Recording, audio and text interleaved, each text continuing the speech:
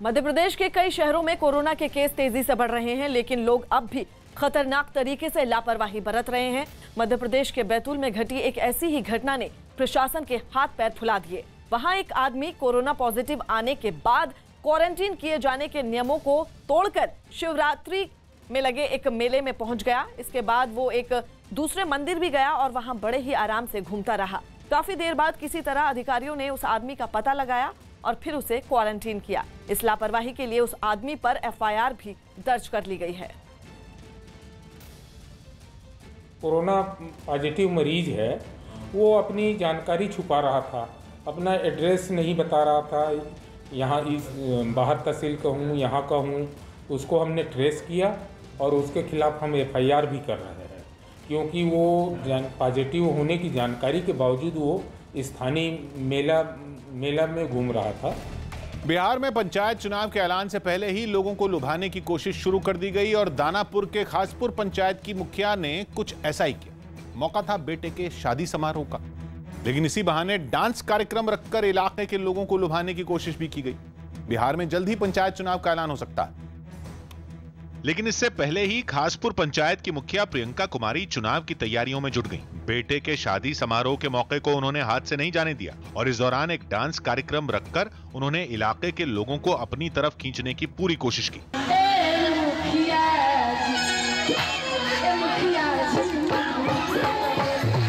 लोगों के मनोरंजन के लिए मुखिया के पति भी मंच पर मौजूद रहे। पहले तो उन्होंने भी खूब डांस किया, फिर लगे हाथ अपने चुनावी अभियान में जुट गए और मंच से ही प्रचार करना शुरू कर दिया।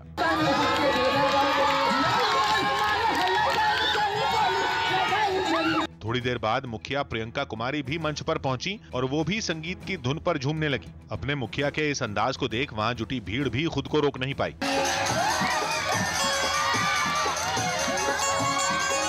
इस दौरान मुखिया के पति ने दावा किया कि इस बार भी उनकी पत्नी ही चुनाव जीतेंगी। चुनाव तो मैं पूर्व में भी जीता हूँ, फिर जीतने जा रहा हूँ। हालांकि बिहार सरकार ने राज्य में ऐसे किसी भी सामूहिक कार्यक्रम पर रोक लगा रखी है, लेकिन आरोप है कि पाबंदी के बावजूद लोगों की भीड़ जुटाई गई और डांस कार्यक्रम का आयोजन किया गया।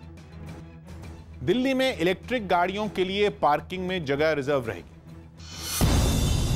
दिल्ली सरकार ने इलेक्ट्रिक गाड़ियों को बढ़ावा देने के लिए एक नई योजना शुरू की। इसके तहत 100 गाड़ियों से ज्यादा की क्षमता वाली पार्किंग में 5% जगह इलेक्ट्रिक गाड़ियों के लिए रिजर्व रहेगी।